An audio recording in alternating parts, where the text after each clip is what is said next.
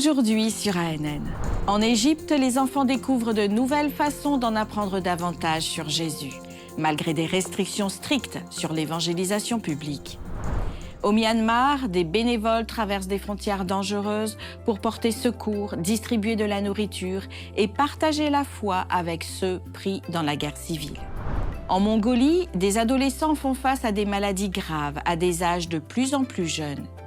Une organisation non gouvernementale adventiste intervient tôt, avant que leur histoire ne devienne une statistique de décès prématurés. Et dans l'un des pays les plus laïques d'Europe, Hope Channel Bulgarie célèbre 20 ans d'existence, une preuve que la foi trouve encore un espace d'expression et une voix. Ces histoires inspirantes et bien d'autres maintenant sur ANN.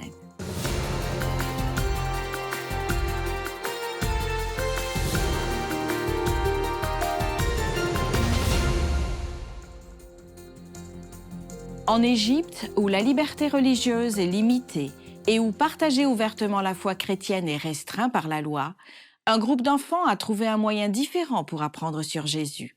À travers des activités en plein air, des histoires bibliques et beaucoup de jeux, ils ont participé au premier camp national des aventuriers du pays. Dans la région du Grand Caire, des enfants âgés de 4 à 10 ans ont vécu un moment unique.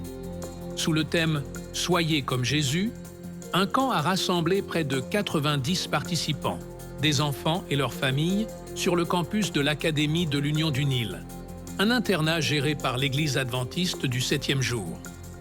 Pendant 2 jours, les enfants ont participé à une série d'activités qui mêlaient foi, divertissement et apprentissage.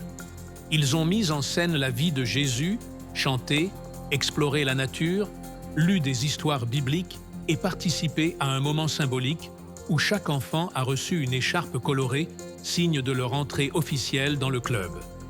Ici, les clubs des aventuriers offrent un moyen sûr et respectueux d'enseigner des principes bibliques comme l'honnêteté et le service. Le programme est ouvert à tous les enfants, quelle que soit leur religion, leur origine ou leur nationalité. Le camp a été organisé par environ 20 bénévoles. Beaucoup sont des missionnaires ou travaillent avec le centre d'influence Think Green, un projet axé sur la santé, le bien-être et la durabilité. Certains ne sont pas adventistes, mais soutiennent l'initiative comme un moyen de prendre soin de la planète et d'investir dans les générations futures. Malgré des défis comme les barrières linguistiques, les différences culturelles et la nécessité d'importer des matériaux, les dirigeants locaux restent déterminés à créer un espace où les enfants peuvent grandir avec de fortes valeurs et une foi vivante. Le premier club des aventuriers en Égypte a été établi en 2014. Après des années d'inactivité, il a été relancé en 2023. Depuis, le ministère s'est développé. Aujourd'hui, 4 clubs sont actifs. Même si l'Évangile ne peut pas être prêché ouvertement, chaque activité et chaque histoire continue de porter un message d'espoir, de foi et de l'amour de Jésus qui s'enracine dans le cœur de chaque enfant. Une crise silencieuse menace l'avenir de milliers d'adolescents en Mongolie. Des maladies courantes affectant autrefois uniquement les adultes comme le diabète et l'hypertension touchent désormais des jeunes de plus en plus tôt. En réponse, ADRA, l'ONG adventiste, a lancé une initiative audacieuse pour changer cette réalité. Située entre la Russie et la Chine, la Mongolie fait face à de sérieux défis en matière de santé publique. Le pays a actuellement l'un des taux de cancer du foie les plus élevés au monde. Parmi les adolescents, les cas de diabète, d'hypertension artérielle et de troubles émotionnels augmentent, résultat de routines façonnées par une mauvaise nutrition, l'inactivité physique et une exposition précoce à l'alcool et au tabac. Pour remédier à cette situation, ADRA, le bras humanitaire de l'Église adventiste du 7e jour, a créé le programme Next Gen Celebrations. Le nom anglais souligne sa mission: santé, bien-être et but pour la prochaine génération. Le projet propose des ateliers dans les écoles et les communautés, abordant des sujets tels que la nutrition, la santé émotionnelle, le harcèlement, l'activité physique et la prévention des comportements à risque. Le travail commence tôt, avant que les dommages ne deviennent permanents. Plus de 4000 personnes ont déjà participé. Selon les adolescents eux-mêmes, les résultats sont déjà visibles. Moins de temps d'écran, une alimentation plus saine, un meilleur contrôle émotionnel. Dans l'une des régions les plus vulnérables de la planète, ADRA, en partenariat avec l'Université de Loma Linda et le ministère de la Santé de Mongolie, investit dans la prévention et l'information pour améliorer la santé, le bien-être et la qualité de vie des enfants et des adolescents. Le Myanmar fait face à l'une des pires crises humanitaires au monde. Depuis le coup d'État militaire, la guerre civile a déplacé des millions de personnes et a plongé le pays dans la faim, la violence et l'instabilité. Au milieu de ce chaos, un groupe de bénévoles adventistes entre dans une zone de guerre avec une mission, apporter de l'espoir. Si je devais choisir un paysage du Myanmar à ne jamais oublier, ce seraient les visages des enfants. Ils sont le portrait de ce pays, l'espoir pour l'avenir, mais aussi la douleur du présent. Ce sont ces regards que les bénévoles ont rencontrés en traversant la frontière entre la Thaïlande et le Myanmar. Ça a complètement changé ma vision de la vie, de la vraie vie, du monde réel. Les gens souffrent, ont des besoins, perdent des proches. Malheureusement, ça arrive. Mais nous venons ici pour changer un peu leur perspective et apporter un peu d'amour et d'espoir. La première traversée pour apporter cet espoir a eu lieu il y a quelques mois, menée par un petit groupe de missionnaires latino-américains appelé Mission House. Depuis, l'équipe a trouvé différentes façons de restaurer les rêves des Birmans au milieu de la guerre. Nous sommes ici à la recherche de possibilités, de ce que nous pouvons améliorer, apporter de différent, quelque chose qui donne de l'autonomie aux enfants. C'est notre mission aujourd'hui. Nous avons avant tout remarqué la malnutrition. Une personne sans nourriture, affamée, ne peut pas penser clairement. Nous avons réalisé que ça affectait leur santé physique, mais aussi mentale, rendant l'apprentissage difficile. Donc, nous avons fourni de la nourriture très nutritive. D'une certaine manière, ils sont pris en charge. Dieu s'occupe d'eux, il veille sur eux, leur fournit de la nourriture et leur redonne espoir. Parfois, il ne s'agit même pas de l'avenir, mais de demain. Servir ce peuple dans ses besoins fondamentaux, tels que la nourriture, l'infrastructure et les loisirs, est le premier pas de ce long voyage.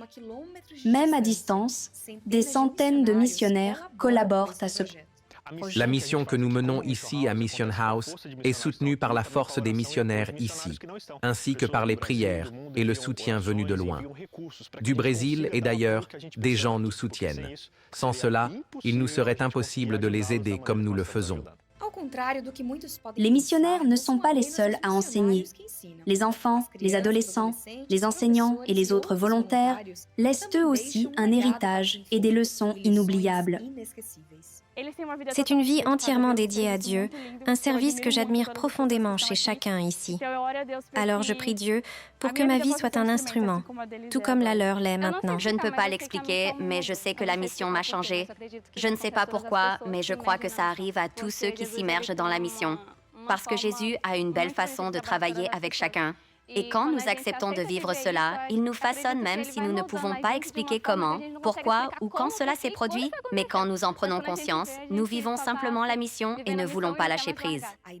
L'idée de cette action a été lancée par des bénévoles de la Mission House, mais elle atteint ensuite des gens du monde entier. Dans le sud de l'Afrique, la Zambie fait face à un triple défi. Un manque d'écoles, d'eau potable et de liberté religieuse dans certaines régions. En réponse, des bénévoles de Maranatha International construisent des salles de classe, des églises et des puits, là où l'accès à l'éducation et à la foi reste un privilège pour quelques-uns. Jusqu'à présent, en 2025, les volontaires de Maranatha International ont réalisé des progrès passionnants sur 2 campus scolaires en Zambie. L'école primaire Sala dans le sud compte 1500 élèves et pas assez d'espace en classe. Les équipes de construction ont récemment achevé une église et terminent les travaux sur 8 nouvelles salles de classe, un puits d'eau et des toilettes.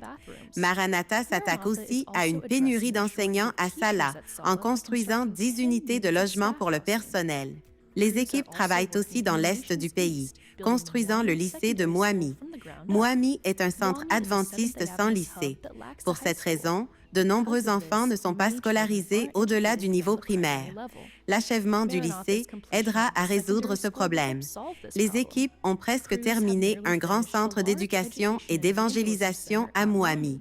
Ce bâtiment comprend 14 salles de classe entourant un auditorium central.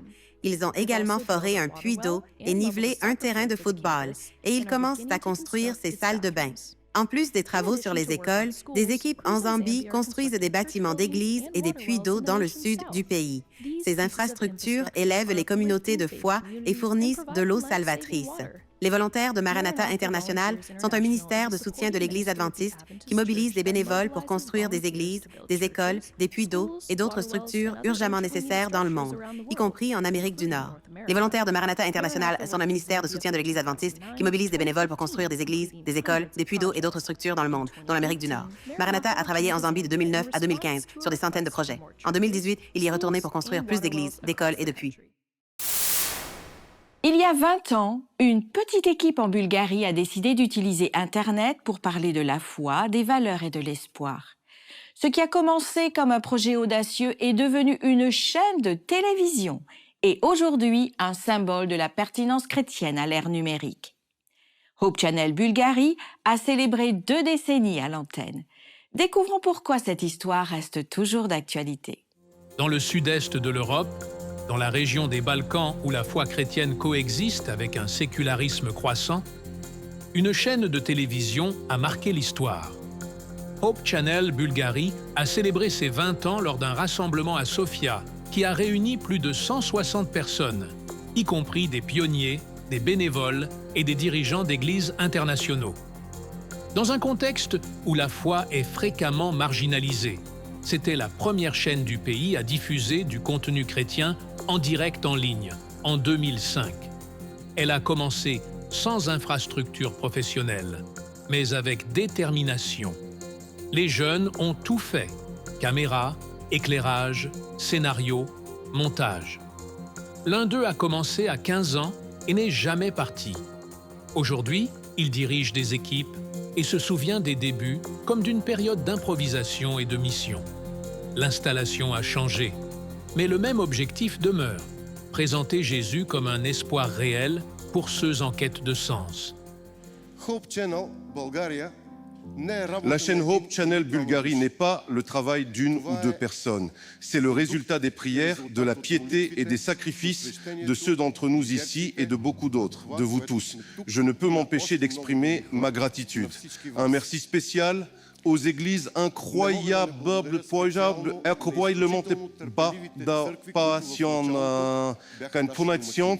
qui nous ont accueillis au début. Elles ont beaucoup fait, elles ont été très tolérantes, elles ont supporté toutes les épreuves, toutes les erreurs et nous ont encouragés à continuer. Merci à vous tous.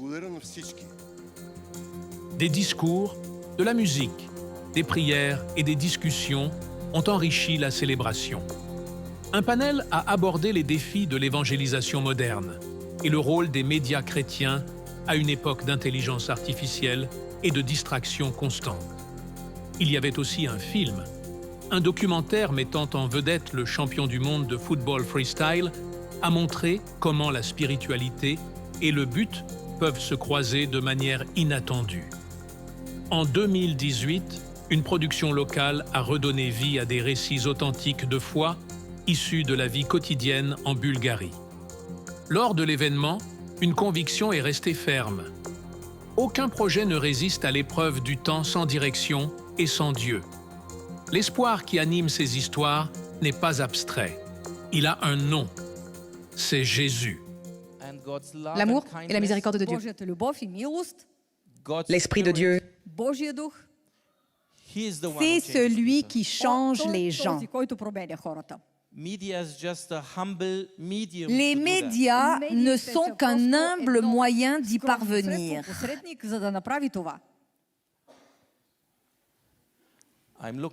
J'ai hâte De voir comment vous tous ensemble partagez l'espoir dans les 20 prochaines années. Que Dieu vous bénisse. l'événement s'est terminé par des accolades, des souvenirs et un engagement renouvelé.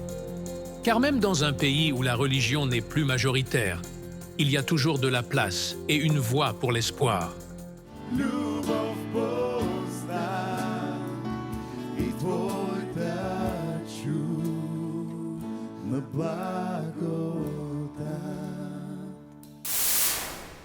Au Pérou, un pays avec une géographie complexe, l'aide aux communautés éloignées et difficiles d'accès vient littéralement d'en haut.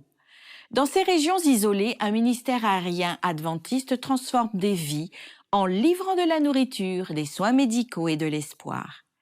Voyons la deuxième partie de l'histoire d'un pasteur, pilote et missionnaire qui a accepté l'appel à partager la bonne nouvelle de l'Évangile jusqu'aux extrémités de la terre. Juste avant de passer l'examen final pour obtenir mon certificat de pilote, je suis allé au bureau de l'examinateur pour lui parler. Bonjour, monsieur. Ça va? Comment se passe votre matinée, monsieur? Aujourd'hui, c'est votre enregistrement. Aujourd'hui sera votre dernier jour, puis vous recevrez votre licence de pilote de ligne. Et après cela, je sais que vous avez un grand rêve qui est d'aller en Papouasie-Nouvelle-Guinée. Mais dans mes mains, j'ai une réponse pour vous.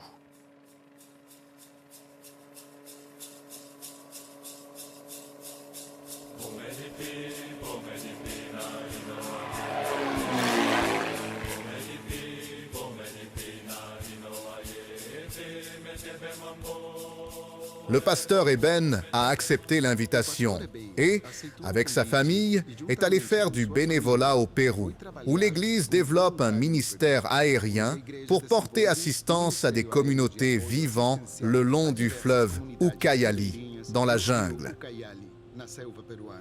Le projet Pérou utilise 2 avions pour atteindre des familles, principalement des autochtones, qui ont besoin d'assistance physique et spirituelle.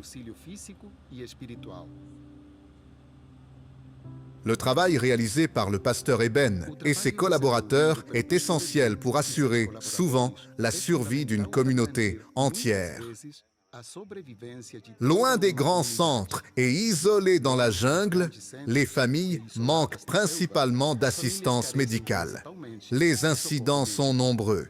Et le pasteur Eben est le seul pasteur pilote capable de répondre aux urgences. En plus de transporter de la nourriture, des médicaments et des personnes vers les hôpitaux de Pucallpa, il est aussi l'administrateur du petit aéroport du projet Pérou. L'équipe travaillant sur le projet est entièrement bénévole et est pleinement dédié au service du Seigneur. Chaque semaine, ils remercient Dieu pour la protection lors de leur voyage en avion et pour les victoires de chaque jour. 448 vols complétés, 180 vols d'urgence, surtout pour l'assistance médicale, et 268 vols missionnaires pour visiter des églises, livrer des matériaux, transporter des missionnaires et soutenir les défavorisés. Le projet Pérou reçoit chaque année des bénévoles pour travailler à la fois dans des activités générales et dans l'évangélisation. Ils vont dans la jungle et partagent l'espoir pendant 1 an. Le travail d'assistance ne s'arrête jamais et les demandes d'aide viennent de toutes parts. Les 2 avions sont toujours en mission, faisant souvent la différence entre la vie et la mort. En acceptant de quitter l'université Andrews et de travailler bénévolement dans la jungle péruvienne, le pasteur Eben et sa famille font preuve d'un grand amour pour l'humanité. Ils répondent à l'appel du Maître d'aller prêcher l'Évangile jusqu'aux extrémités de la terre et de sauver des âmes pour le royaume de Dieu. La question qui fascine les scientifiques du monde entier et qui motive la recherche spatiale est de savoir si la vie existe au-delà de notre planète. Dans ce contexte, l'Église adventiste du 7e jour dans la région du Pacifique Sud a organisé la 3e conférence Foi et Science pour explorer ce sujet d'un point de vue biblique. L'événement, qui s'est tenu à Brisbane, en Australie, visait à explorer la cosmologie, l'astronomie et la possibilité de la vie au-delà de la Terre, à travers une perspective biblique. Des conférenciers d'Australie, des États-Unis et d'Espagne ont discuté de sujets tels que le rôle des mathématiques dans la description de la nature, la possibilité de vie intelligente ailleurs dans l'univers et comment enseigner aux enfants le cosmos de manière engageante et affirmant la foi. Les participants ont contribué à façonner la stratégie de foi et de science de l'Église en proposant un programme scientifique basé sur la Bible, en élargissant les efforts sur les réseaux sociaux pour partager des informations, parmi d'autres initiatives. La conférence a été marquée par le lancement officiel de Rising Waters, Enduring Faith, un livre né de l'édition 2023 de l'événement et publié par Avondale Academic Press. Rendons-nous maintenant en Asie du Sud. Au Pakistan, l'Église adventiste a formé plus de 130 femmes en leadership spirituel, mentorat, mission et stratégie pratique pour renforcer les familles. L'événement a combiné l'instruction biblique avec une formation pratique, favorisant l'autonomisation et la compréhension chez les participants. Le département des ministères des femmes a également célébré son 30e anniversaire avec un service de culte spécial à l'église Adventpura. Raquel Ares, directrice des ministères des femmes et de la famille pour la région nord de l'Asie et du Pacifique, a délivré un message puissant pour marquer l'occasion. La célébration s'est conclue par le partage d'un gâteau et des expressions de gratitude pour 3 décennies d'impact. À travers l'Europe de l'Est et l'Asie centrale, l'Évangile progresse grâce à la technologie, à la formation et à des actions centrées sur la famille. En Russie, des couples renforcent leurs relations par des rencontres basées sur la foi. En Moldavie, les femmes prennent les devants dans la mission. Et en Ouzbékistan, un événement international de formation radio aide à étendre le message dans certains des environnements les plus complexes de la région. Découvrons les développements majeurs dans cette région qui montrent la pertinence, le courage et un impact réel. À Tachkent, capitale de l'Ouzbékistan, Adventist World Radio a organisé une réunion stratégique réunissant personnel technique et missionnaire pour explorer de nouvelles façons d'étendre son influence à travers la radio, le numérique et les applications mobiles. Les participants ont partagé des études de cas et présenté de nouvelles technologies conçues pour apporter de l'espoir dans des régions où la foi chrétienne fait face à des pressions légales, à la surveillance gouvernementale et à une profonde sécularisation. Avec des invités internationaux et des rapports du terrain, l'événement a mis en lumière comment l'Évangile continue de surmonter les barrières culturelles, politiques et technologiques. Pour ceux qui y participaient, ce n'était pas seulement une formation, c'était un réajustement, avec un but renouvelé et une vision globale. En Moldavie, plus d'une centaine de femmes ont participé à un événement de formation sur le terrain marquant 30 ans de ministère des femmes dans la région. Pendant 5 jours d'apprentissage pratique et de réflexion spirituelle, les participantes ont exploré des outils pratiques, échangé des expériences et réaffirmé le rôle vital des femmes dans la mission de l'Église. Dans des sociétés où le travail des femmes passe souvent inaperçu, l'événement a été une déclaration claire. Les femmes adventistes du 7e jour enseignent, dirigent, prennent soin et continuent de faire avancer la mission avec profondeur spirituelle et clarté de but. À Baltisk, une ville portuaire de l'ouest de la Russie, où la tradition rencontre les pressions de la vie moderne, des couples se sont réunis pour une série de discussions sur la foi et les relations. Dans un espace chaleureux et accueillant, l'accent était mis sur la reconstruction de la confiance, l'approfondissement de la communication et la restauration de la connexion émotionnelle, le tout guidé par des valeurs bibliques. Des familles de la communauté, y compris des non-adventistes, ont participé. La dernière rencontre, un renouvellement symbolique des vœux de mariage, a offert un rappel émouvant que l'Évangile n'est pas seulement un message, c'est la seule force suffisamment forte pour guérir, unir et recommencer. Au Cambodge, une nation d'Asie du Sud-Est où 97% de la population pratique le bouddhisme, partager l'Évangile présente des défis importants. Cependant, l'Église adventiste du 7e jour, à travers ses centres d'influence, a franchi une nouvelle étape en accueillant de nouveaux membres. plus de 100 participants se sont réunis pour célébrer le baptême de 44 étudiants au centre d'influence urbain de Battambang.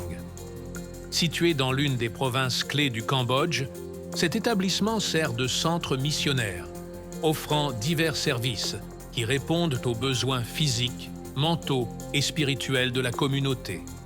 Ces initiatives aident à établir des relations personnelles, à favoriser la confiance et à créer des opportunités pour des conversations spirituelles culturellement sensibles. Les centres d'influence urbains jouent un rôle essentiel pour atteindre des groupes divers au sein des zones urbaines. Grâce à un soutien pratique, ils offrent des opportunités significatives pour partager l'amour du Christ et démontrer un engagement positif envers la communauté. Notre prochaine histoire nous amène à Waterford, en Irlande. Que se passe-t-il lorsque la foi passe avant les affaires? C'est le choix d'un couple indien qui a ouvert un restaurant et décidé de fermer le samedi pour honorer le sabbat biblique. Malgré cette décision, leur restaurant a reçu un prix d'excellence et une note de 5 étoiles. L'établissement ne sert pas seulement une excellente cuisine, il est aussi un puissant témoignage de foi. Voici l'intégralité de cette histoire. À Waterford, en République d'Irlande, un restaurant a captivé les papilles de ses clients, mais aussi leur admiration.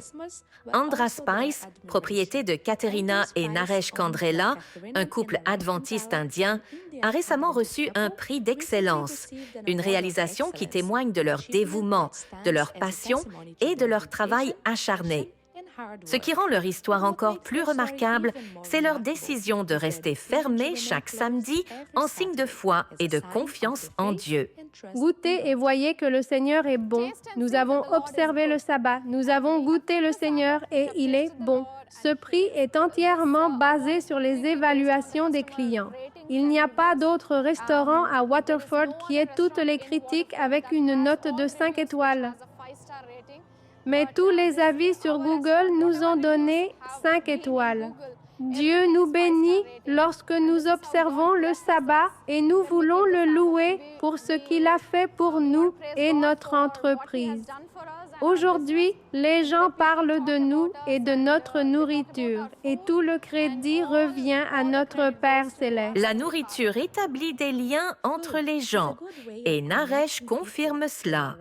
Il partage comment les réactions des gens l'impactent. De retour en Inde, je n'ai jamais cuisiné comme je le fais aujourd'hui. Même ma famille ne croirait pas que je cuisine parce que j'étais le seul fils après 3 filles. Donc je n'ai jamais eu l'occasion, mais j'ai appris. Je sais cuisiner grâce à ma mère. Je faisais différents plats à des moments précis. J'aime nourrir les gens dans le sens où s'ils mangent et disent bon, que la nourriture est bonne, ils sont contents et ça nous touche. Ça nous encourage à avancer et nous rend très heureux. Andhra Spice a ouvert ses portes il y a 1 an pour apporter des saveurs indiennes authentiques aux habitants de Waterford et être un ministère. Pour Katrina, le restaurant était plus qu'une entreprise.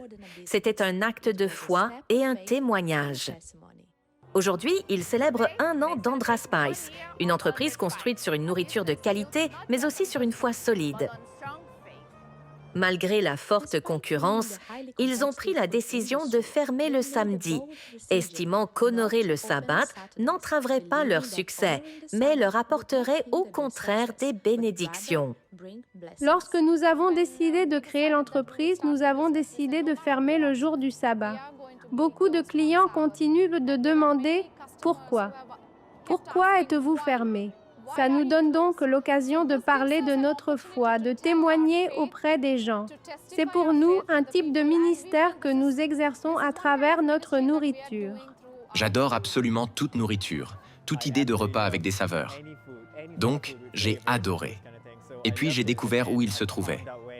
Alors, j'ai décidé de venir un jour pour essayer. Donc, quand ils étaient ouverts, nous sommes venus et j'ai simplement commandé de la nourriture. C'était absolument délicieux. Et comme je fais du vélo, je m'assure de venir au moins 1 fois par semaine pour manger. S'ils sont fermés le samedi, en tant qu'homme d'affaires, Je pense que c'est à eux de décider quand ouvrir et fermer leur entreprise. Mais peu importe quand, même s'ils sont fermés le samedi, ils sont ouverts tous les autres jours. En fait, ils sont ouverts plus le soir pour que ce soit plus facile pour les gens après le travail d'aller chercher de la nourriture. Le parcours de Katerina et Naresh a montré que le succès repose sur le travail acharné et sur la foi et la confiance. Alors qu'ils envisagent un avenir dans les affaires, leur témoignage continue d'inspirer. Ainsi s'achève l'édition d'ANN de cette semaine. Pour en savoir plus sur l'Église adventiste du 7e jour, visitez adventiste.org. Pour plus d'histoires du monde entier, rendez-vous sur adventiste.news. Et nous terminons avec cette bonne nouvelle tirée de la Bible.